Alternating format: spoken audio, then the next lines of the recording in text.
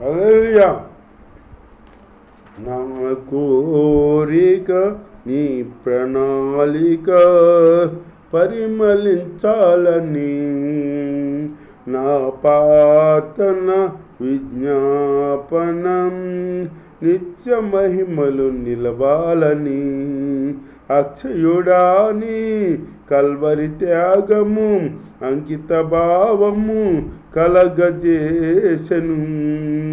ఆశల వాకిలి తెరిసినావు, అనురాగ వర్షము కురిపించినావు. నా హృదయములో ఉప్పొంగెనే కృతజ్ఞతా సంద్రమే, నీ సన్నిధిలో స్తుతి పాడనా నా బుద్ధి విద్యాంసుడా. నా హృదయములో ఉప్పొంగెనే కృతజ్ఞతా సంద్రమే, నీ సన్నిధిలో స్తుతి పాడనా నా వృద్ధి విద్యాంసుడా. నా కోరిక నీ ప్రణాళిక పరిమళించాలని, నా ప్రార్థన విజ్ఞాపన నిత్య మహిమలో నిలవాలని.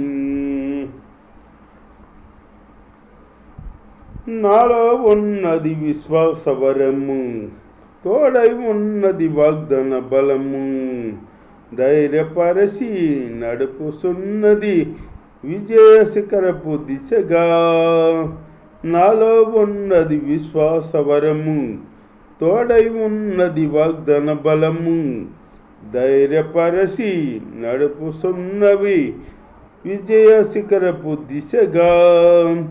ఆత్మజాలని ప్రేమతో ఆత్మదీపము వెలిగించినావు, దీన మనసు వినయ భావము నాకు నేర్పిన సాత్వికుడా.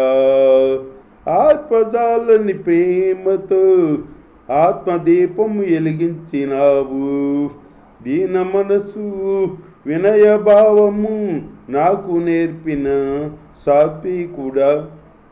నా హృదయములో ఉప్పొంగెనే కృతజ్ఞతా సంగ్రమే, నీ సన్నిధిలో స్తుతి పాడనా నా బుద్ధి విద్యాంసుడా. నా కోరిక నీ ప్రణాళిక పరిమళించాలని, నా ప్రార్థన విజ్ఞాపన అక్షయుడా నీ కలవరి త్యాగము అంకిత భావము కలగజేయును. ఆశల వాకిలి తెరిసినావు, అనురాగ వర్షము కురిపించినావు. నా హృదయములో ఉప్పొంగెనే కృతజ్ఞతా సంగ్రమే, నీ సన్నిధిలో స్తుతి పాడనా నా వృద్ధి విద్యాంసుడా. నా హృదయములో ఉప్పొంగెనే కృతజ్ఞతా సంగ్రమే, నీ సన్నిధిలో స్తుతి పాడనా నా వృద్ధి విద్యాంసుడా. నా కోరిక నీ ప్రణాళిక పరిమళించాలని, నా ప్రార్థన విజ్ఞాపన నిత్య మహిమలు చేరాలని. హల్లెలూయా. అందరికి వందనాలు. దేవుని స్తోత్రం. దేవుని మాట్లాడిందాం కుసేపు శ్రద్ధగా. బైబిల్లో 1 రాజుల గ్రంథం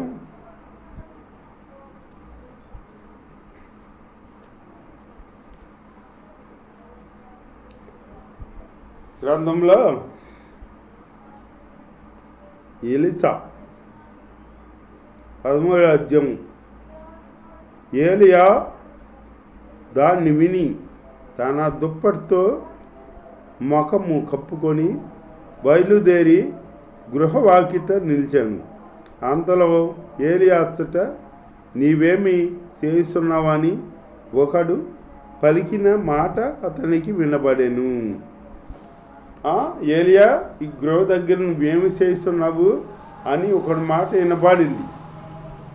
ఆ మాట దేవుడు మాట్లాడాడనమాట.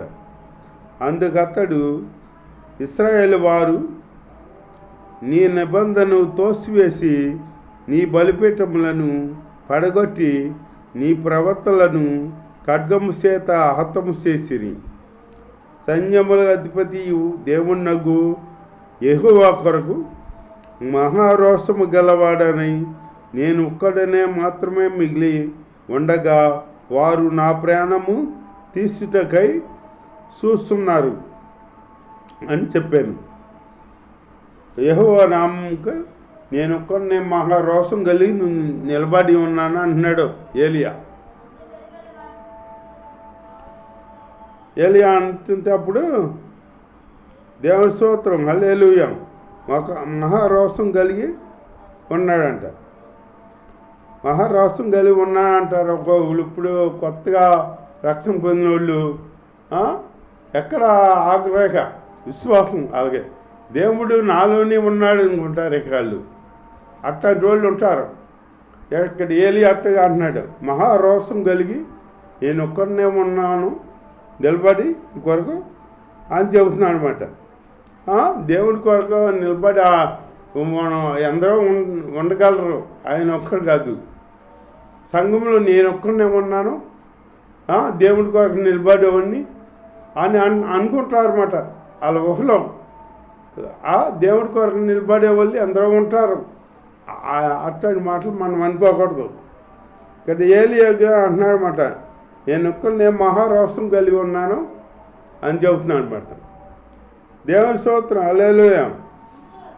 చెబుతుంటే అజాయేలు పట్టాభిషేకము ఇశ్రాయేలు వారి మీద నిస్సి కుమారుడైన యెహోవాకు పట్టాభిషేకము చేయు. అప్పుడు ఏలియారు రోషం కలిగి నిలిచి ఉన్నాడు కదా. అప్పుడు యెహోవా అతనికి సెలవిచ్చినదేమనగా, నీవు మరలి అరణ్య మార్గమున దమస్కునకు పోయి దానిలో ప్రవేశించి సిరియా దేశం మీద హజారియాకు పట్టాభిషేకము చేయము అని చెప్పాడు అన్నమాట ఏలియాని. హజారియాకి పట్టాభిషేకం చేయమంటున్నాడు అన్నమాట. హజారియా యొక్క ఖడ్గమును తప్పించుకున్న వారు యెహోవా హతము చేయును. హజారియాలు ఖడ్గం నుంచి తప్పించుకున్న వాళ్ళంట యెహోవా హతం చేస్తాడంట అని చెబుతున్నాడు ఇక్కడ దేవుడు. దేవుడి స్తోత్రం హల్లెలూయా. అప్పుడు ఏలియారు బయలునకు మోకాళ్ళుని నోటితో వాడిని ముద్దు పెట్టుకొనకయు నుండు 7,000 మంది నాకు ఇంకాను మిగిలి ముందురు. 7,000 మంది ఉన్నారంట బయలుదేవతలనే ఆరాధిస్తూ. వాళ్ళందరం జయించాడన్నమాట ఏలియా. మరి జయించాడంటే చూడు ఎంత ప్రార్థపడ్డో ఏలియా. అంత ప్రార్థన మనం చెయ్యాలి. చేస్తూ జయించే బిడ్డలుగా ఉండాలి. మనం శత్రువుని జయించాలి, అపవాదిని ఓడించాలి. అంధకార శక్తులతో పోరాడుతాం మనం. ఆకాశమందు అంధకార శక్తులతో పోరాడుతున్నామని ఉంది బైబిల్లో. అట్లా పోరాడే స్థితి మనకు ఉండాలి. మోకాళ్ళ అనుభవం ఉండాలి. మోకాళ్ళ అనుభవం ఉంటే ఏలియారంట ఒక పర్వతం మీదకి వెళ్ళి తల మోకాలు కింద పెట్టాడంట, మోకాళ్ళ మధ్యన పెట్టాడంట. మనం పెడతాం అట్లాగా మోకాళ్ళ మధ్యన పెట్టుకుని ప్రార్థన చేశాడంట దేవుడికి. ఆ మోకాళ్ళ మధ్య పెట్టుకుంటాం మనం పెట్టగలమా? అట్లాగే అట్లాంటి ప్రార్థన పడ్డు ఏలియారు. అందుకే ఆ మాట అన్నాడు, నేను ఒక్కడనే రోషం కలిగి ఉన్నాను ఈ తరపుని అని చెబుతున్నాడు అనమాట. దేవుడి స్తోత్రం. అలాగే ఏలియారు ఎంతో ప్రార్థన పడి కనుక అలా చెప్పాడు. మనం కూడా ప్రార్థన పరులమైతే అలా చెప్పే కృప మనం చెప్పవచ్చు. మన ప్రార్థనది 5 నిమిషాలు 10 నిమిషాలు ప్రార్థన చేస్తాం అంతే. అంతకు మించి ప్రార్థన చేయలేము. ఇక కలిసిపోయాము అన్నట్టుగా ఈ స్తోత్రం పరిపాలన ఆత్రపడి పడుకుంటాం. పడుకుంటాం. అట్లా ఉండకూడదు. ప్రార్థన చేస్తే మనం గంటలు ప్రార్థన చేయాలి మోకాళ్ళ మీద ఉండి. అప్పుడు సాయితాను వెళ్ళిపోద్ది. నీ అగ్ని రాదు. ఇక్కడ నీకు దేవుడి కాపుదలు ఉంటుంది. మోకాళ్ళ అనుభవం నీకు ఉండాలి. మోకాళ్ళ అనుభవం ఉంటే నువ్వు అప్పుడు జయిస్తావు, దేనినైనా జయిస్తావు. మోకాళ్ళ అనుభవం లేకపోతే నువ్వు దేన్ని జయించలేవు.